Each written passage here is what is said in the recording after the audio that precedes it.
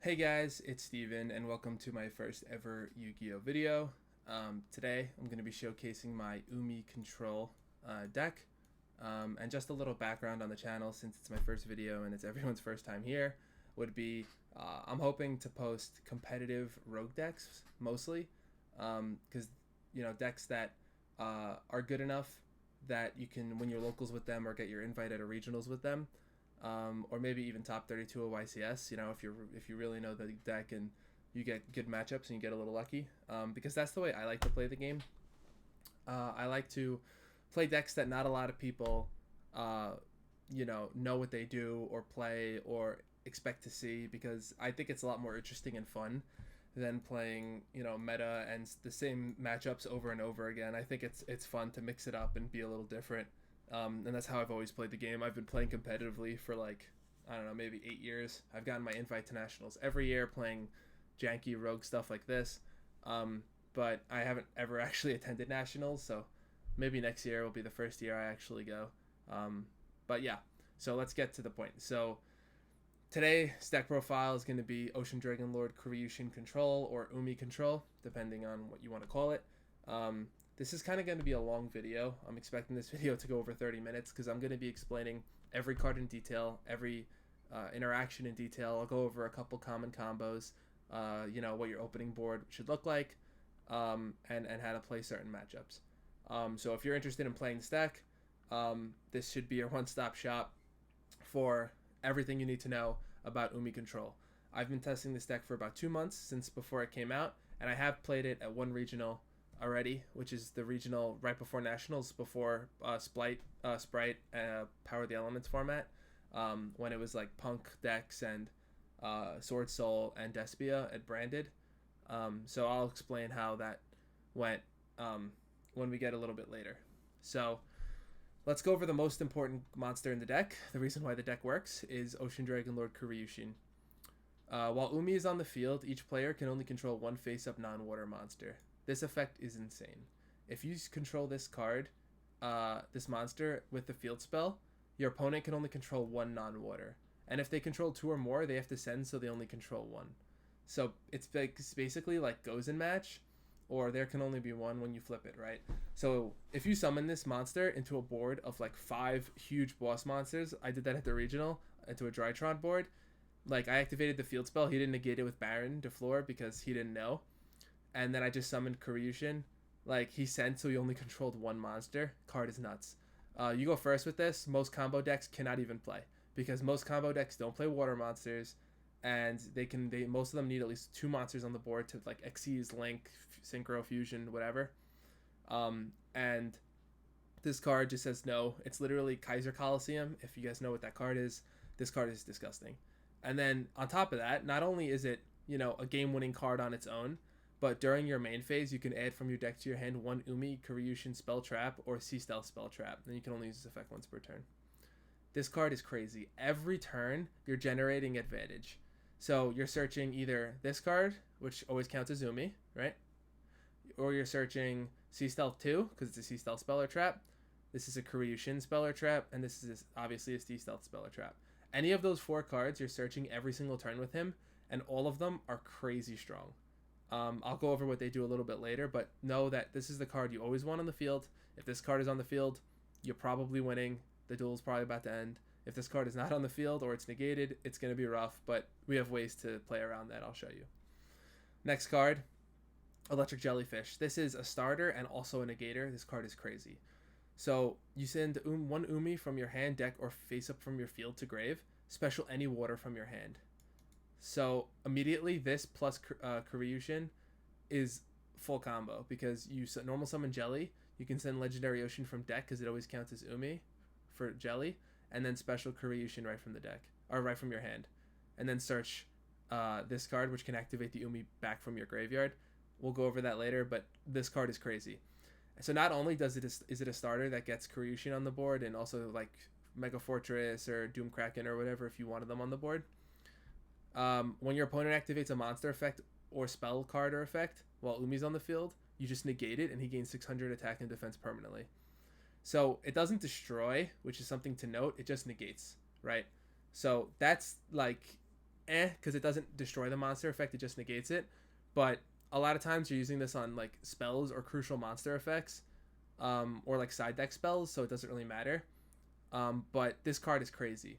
Like, not only does it set up the lock with Kairyu-Shin, but it also helps protect Kairyu-Shin in the lock by also negating a monster or a spell. It's necessary 3 of, you have to play 3 of this, and obviously you have to play 3 Kairyu-Shin. Next card is Doom Kraken. So this is a card I wasn't playing at the regional, but after seeing it in a couple more deck profiles, as this deck is starting to pick up a little bit of steam, as I noticed someone just got, I think, 14th place at the first set of regionals in Sprite format, Power of the Elements format with this deck. Everyone's playing this card, and I should have played this at the regional, but I didn't think it was good enough. Basically, if Umi's on the field, you target 1 water you control, except himself, and 1 monster your opponent controls. You special the Kraken from your hand, you return your water back from your field back to your hand, and you destroy the opponent's monster. So after you use like if you have Jelly, Kairyu-Shin on the field and Kraken in your hand, you can use your Jelly negate on something, and then if they try and like summon a monster to like destroy this or attack this or something, you can activate Doom Kraken's effect to bounce the Jelly back to your hand, special the Doom Kraken, and pop the opponent's monster. It's just another, removal spot interruption. Card is really good. And then on top of that, not only does it destroy an opponent's monster, but when an opponent's monster declares an attack, you bounce this card back to your hand and negate the attack. And obviously you can only use the effect once per turn. But so not only does it destroy an opponent's monster, but it protects your Kairyu-Shin from getting attacked over by bouncing itself by negating an attack. Like, this card is very, very solid, and it's searchable of Fish Sonar, which we'll get to later. So this card is really, really good. Like, this is a good card to have. It's not a card that you're going to be searching off Fish Sonar, because Fish Sonar adds basically any monster in our deck except for these 2 guys, any card that mentions Zumi. But you're not usually searching this with Fish Sonar unless you have both Jelly and Kairyu-Shin in your hand. But sometimes you hard draw it, sometimes you draw these 2, or a way to get to them. So I'll go over all the combos and everything later, but know that this card is both searchable by Fish Sonar. So the one of is enough. You don't want to ever you don't really want to hard draw it, because it's not necessarily a starter like Jelly is, because Jelly gets Kairyu-Shin out of your hand. Like, he doesn't help you get Kairyu-Shin on the board, but he helps protect the Kairyu-Shin. So that's why I think he's a solid one of. Mega Fortress Whale. Some people don't play this card, but I think this card is necessary. This card won me so many games at the regional. So Mega Fortress Whale says, if Umi's on the field, you activate this effect. All of your water monsters just attack directly this turn. That doesn't sound good, but we have this card that literally specials 2 of of the Umi monsters from your deck. So this card, you just use this card to just special Mega Fortress Whale at your opponent's end phase, and next turn you just kill your opponent because you have like 2 Kairyu-Shins, a Jelly, and Mega Fortress Whale, and it's like they're just dead. It's over 8,000 damage. And then on top of that, Mega Fortress Whale says during your opponent's battle phase, you could just quick effect, just target 1 face-up monster your opponent controls and destroy it. So it just, not only does it help you kill your opponent, but it's also an interruption by helping protect your Kairyu-Shin from battle, right? Because don't forget, they can only control 1 monster. So a lot of the time, if they're playing a deck that can summon a boss monster without, while only controlling 1, like Tier Element, let's say, or Tier Element where they can like fusion summon from their hand, or like Despia, and they try and attack over it, you can just summon this with a card like this, and you could just, destroy the opponent's monster, and now your Kairyu-Shin is safe, and the duel's probably over. If they waste their main phase and their battle phase trying to attack over this, and you do something like this to pop it, they're probably going to die next turn, because you're going to use this effect to make all your guys attack directly and just kill them. And then it has another effect where if it's destroyed, it can float. It's special. It can float or special from the deck, or add to your hand a water warrior monster from your deck or grave. But that's for like legendary fishermen, but we don't play that because we're trying to be competitive, not like actually Mako Tsunami. And then Warrior of Atlantis. This is just another terraforming for your Legendary Ocean. Some people play this, some people don't. I like it because Legendary Ocean is not only like basically necessary for the deck, but it has another really funny effect that I'll get to that comes up a lot more than people realize, and I don't want you guys to get cheated when you're playing this deck because it's good. I'll tell you about it in a second. Basically, just Warrior of Atlantis, discard it, a Legendary Ocean from your deck to your hand. Really good for searching the field spell, baits Ash Blossom sometimes if they don't think you have the field spell, because once they play against this deck once or twice, like at games 2 and 3, they're going to know the field spell is essential, so they're going to try and stop you from getting to it. So this card, a lot of times this will bait an Ash, because they'll hope you don't have another way of getting to it, because without the field spell, it's very hard to play. Also, at the regional, if I bricked, which happens sometimes with any deck, but with this deck, sometimes not a lot, but more than meta decks, because you don't have 1-card combos like Sprite does. You know, everything's like a 2-card combo, 1.5 cards.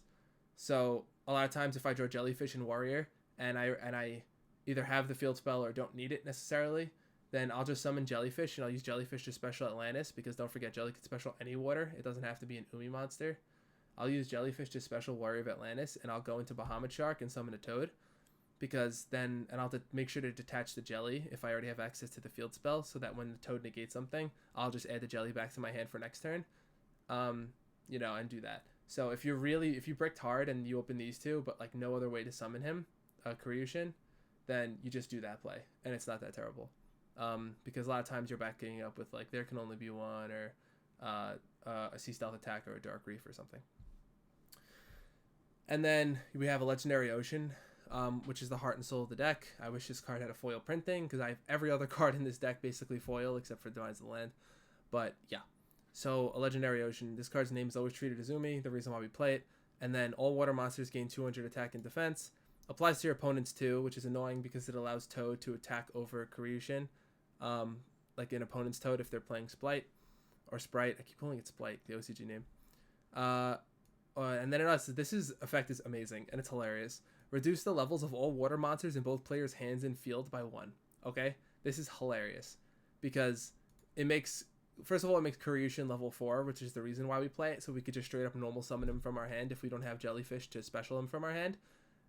Right? So we can literally just normal summon this, which is amazing with Legendary Ocean, which we're paying 6 copies of. Well, I guess 9 copies of if you count the 3 Demise of the Land, right? 3, 4, 5, 6, and then 9 with Demise of the Land, along with 3 Prosperity and Metaverse. So you're going to see this card almost every game.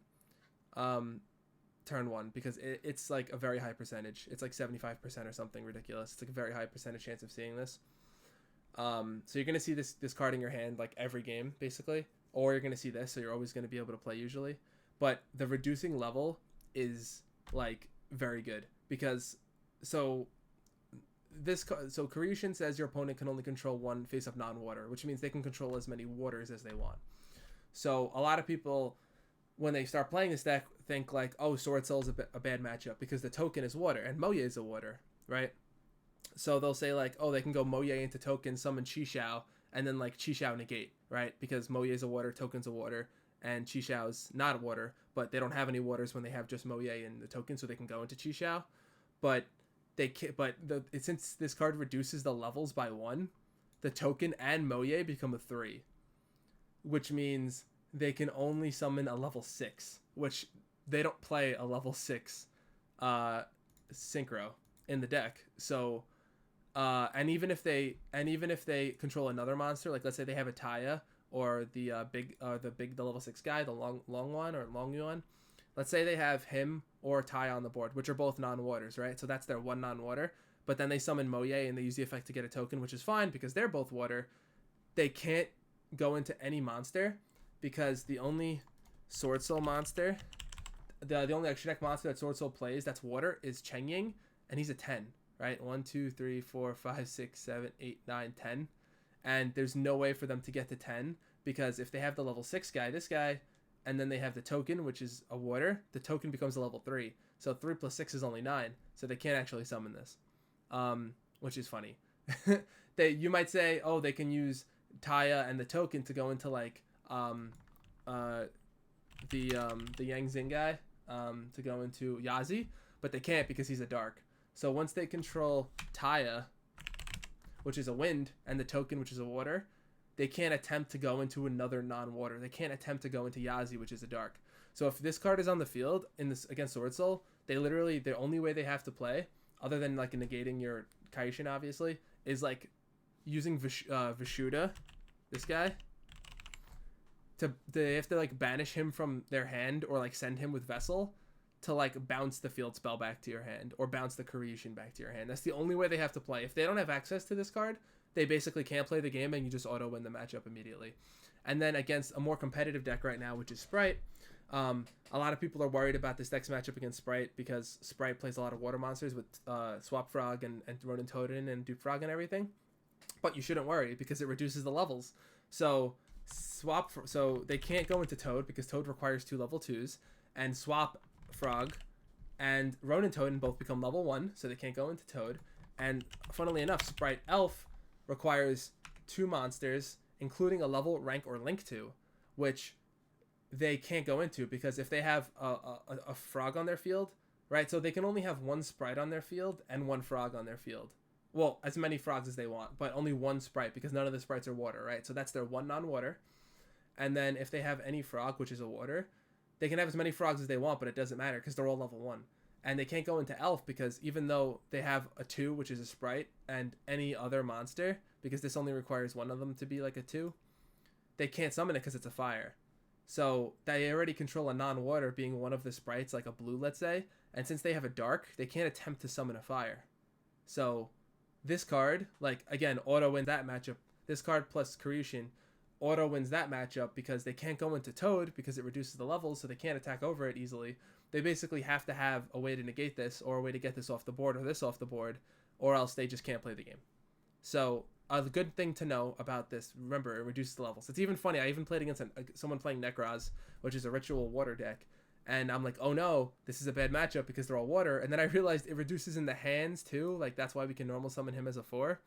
So they can't, it was so hard for him to ritual summon because they're so used to ritualing with the actual levels, but it reduces all the levels by 1, so he couldn't like Nekroz of Kaleidoscope out Nekroz of Unicorn by sending Herald of the Arclight or anything. If you guys know what I'm talking about, if any of you played during Nekroz format, it was really funny. So just keep this effect in mind when you're playing against a deck that plays water monsters, like Sprite or Sword Soul, because it a lot of times fucks them up like just as bad as it helps us.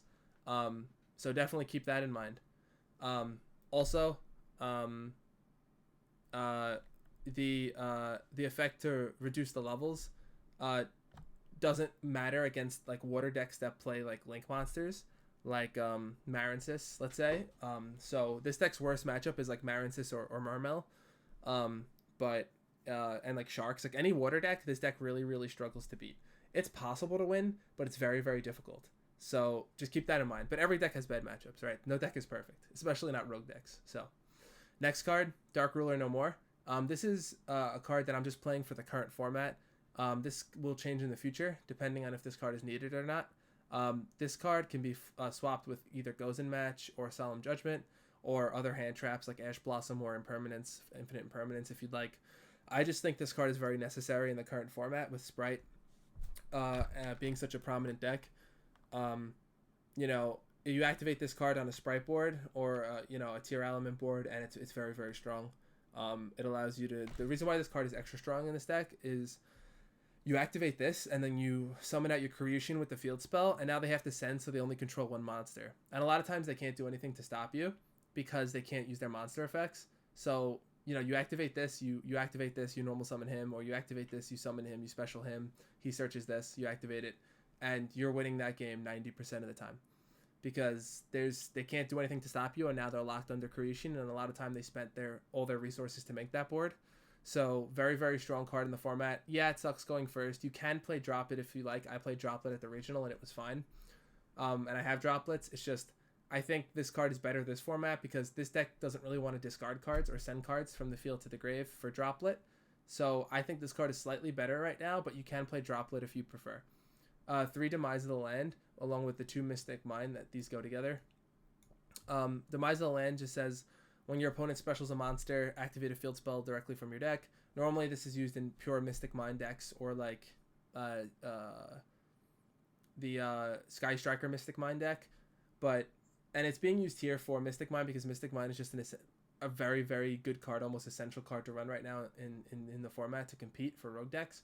But don't forget, it also has utility in activating a Legendary Ocean, right? So, you know, if you don't have access to the field spell, or your opponent, like, let's say, like, you know, banishes it or something with a Cosmic Cyclone or destroys it, then if you have the set and your opponent's specials, they think they're safe, you flip it, you activate another one. If you have this on the board, it's, you know, they're losing that game like 80% of the time. Like, they're not gonna, like, they would need two simultaneous answers to the field spell if you have the field spell this and this on the field, which most of the time they're not going to have, right? Like, this card is very, very good for the double utility. Also, obviously, with Mystic Mine, you know, you go first, you brick, you set this card, your opponent's specials, you activate mine. It's going to buy you enough turns to play the game.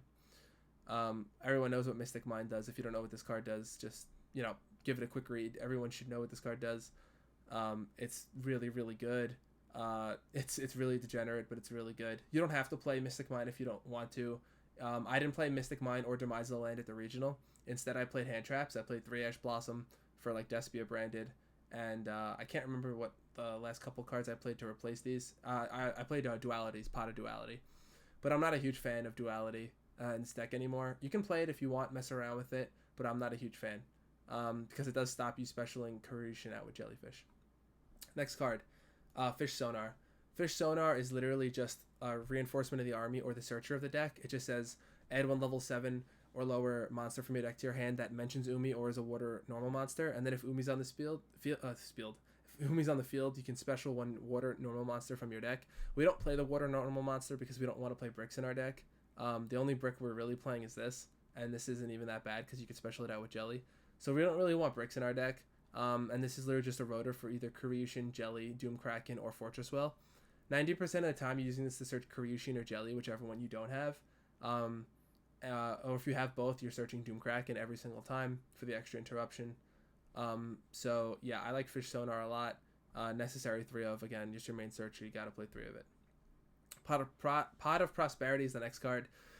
Most people should know what this card does. You banish 3 or 6 cards from your extra deck face down of your choice. Your opponent takes half damage, and you know, basically look at the top 3 or 6 cards of your deck, however many you banished, and then add 1 to your hand. The rest go on the bottom, and you can't draw cards for the rest of the turn. Or you can't draw cards the turn you activate that card other than this card, right? So you can't do anything else after that, basically, except for this.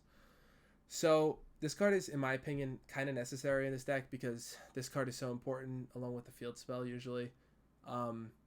If you don't have these or can't afford them or don't want to buy them, then just play Pot of Extravagance instead. You don't use your extra deck at all, so feel free to play Extravagance if you like. But I think Prosperity is just better because you need very specific cards in this deck to work. And not only does it grab you your combo pieces, quote-unquote combo pieces like Kairyu-Shin, Jelly, or Field Spell, but it also can grab you side deck cards, or it can grab you Dark Ruler if you're going second, or Mystic Mind if you're going second. So this card's really, really good. I like this card a lot in this deck. It's almost a necessity. And the engine archetype has no built-in draw power, so I like, you know, this card's insane. Next card, Sea Stealth 2. This is another card that came with the archetype.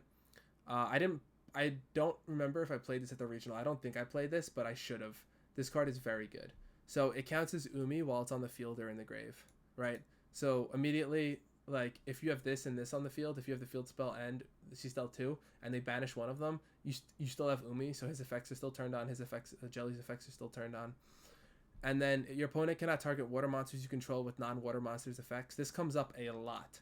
So let's say you're going first and you activate and you have Sea Stealth 2 and a Jelly, and you go Jelly effect to special summon Kairyu-Shin from your hand.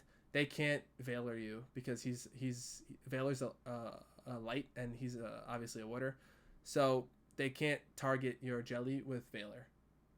Really, really good. Going second as well, Sea Stealth 2 is nuts because, like, if they have a monster on the field that targets, like a Chixiao or, you know, any monster that targets a card on the field to negate, like the Predator Plant fusion monster that Despia plays, this guy Dragostapelia, it targets, your opponent can't use it to negate your guys.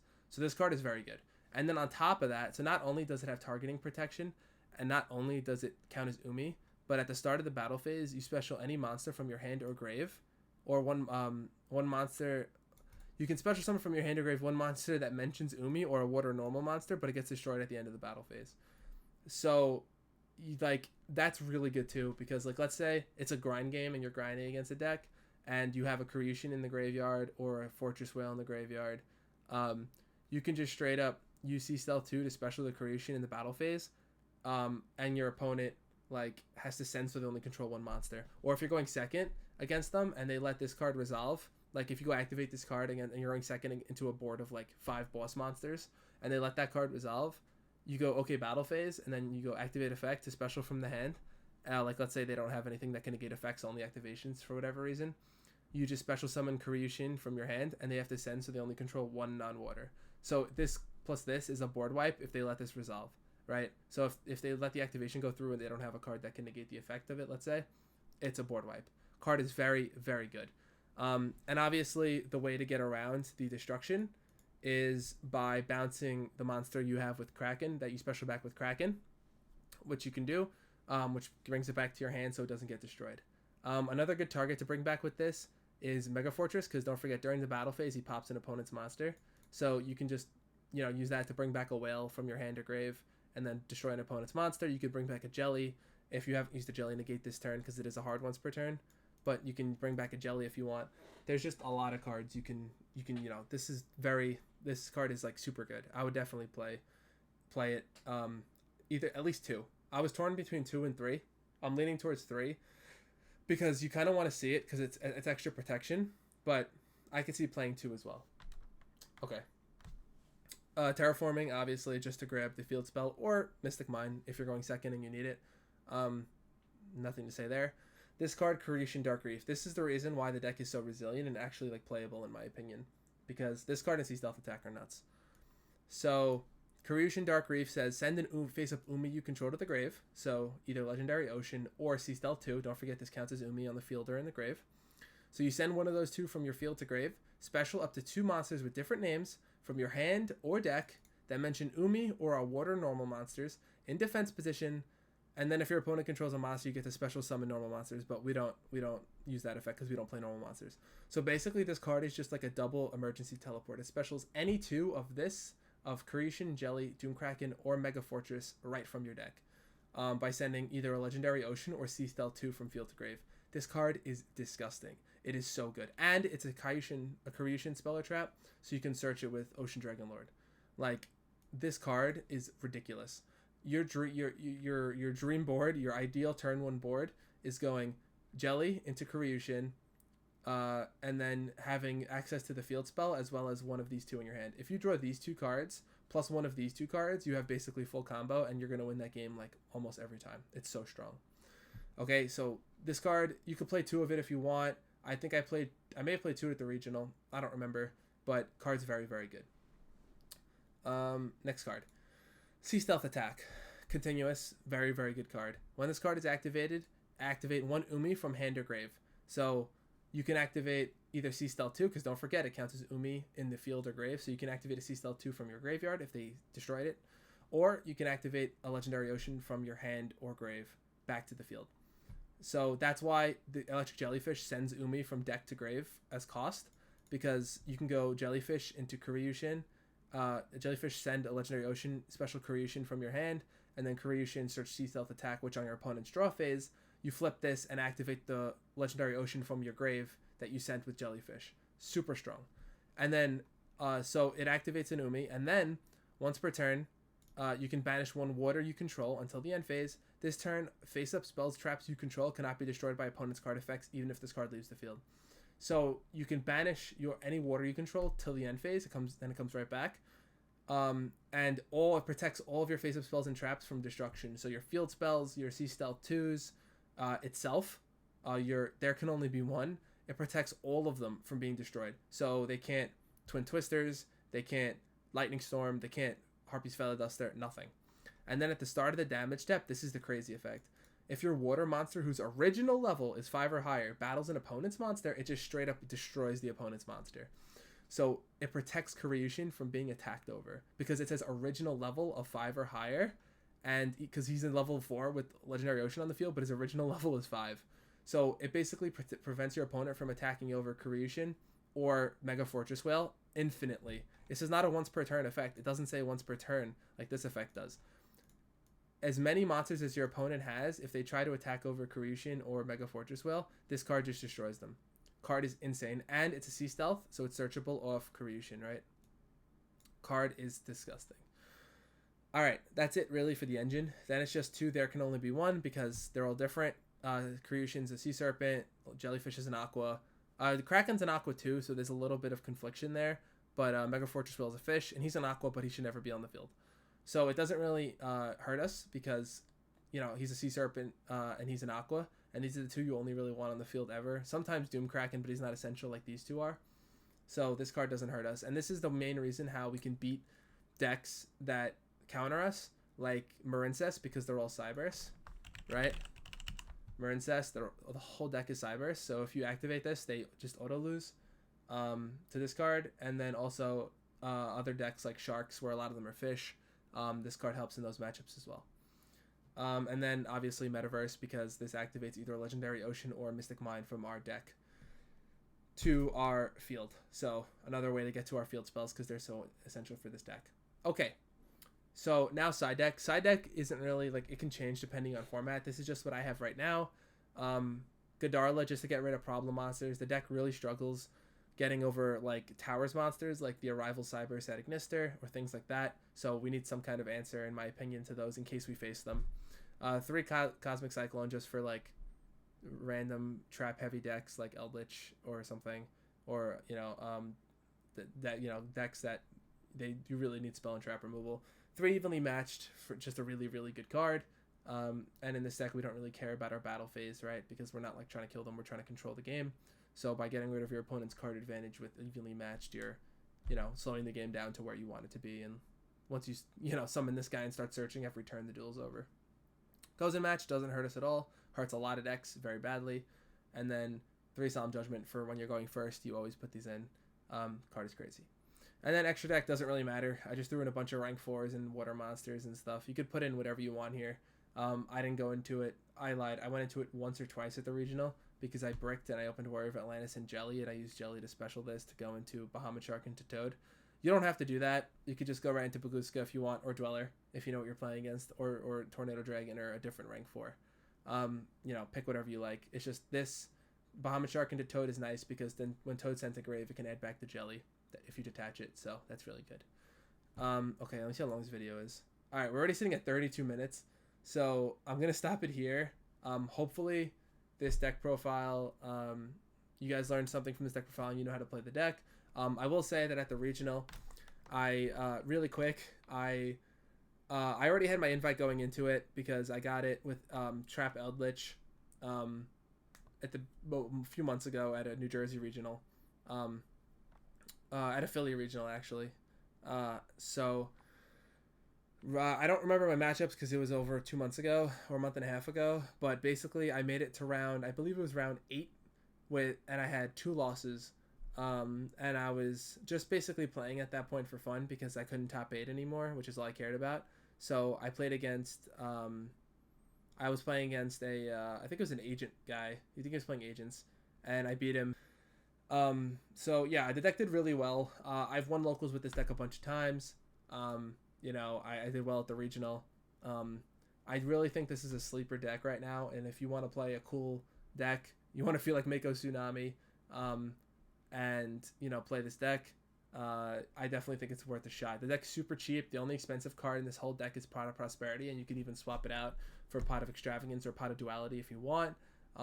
Extravagance is probably better than Duality, but yeah, I am hoping to maybe do some test hands or combos with this deck in the future. So if you guys are interested in seeing maybe some duel videos or some combo videos, let me know and I'll try to get those out. But I don't really want to make this go much longer because I know it's super long already. So if you guys enjoyed the video and you want to see more of this deck and of me, then subscribe. If you like the video, like it really quick, takes 2 seconds. And if you could also comment if you can leave a comment about any questions you have for me or for the deck, let me know. All right guys, thanks so much for watching and see ya.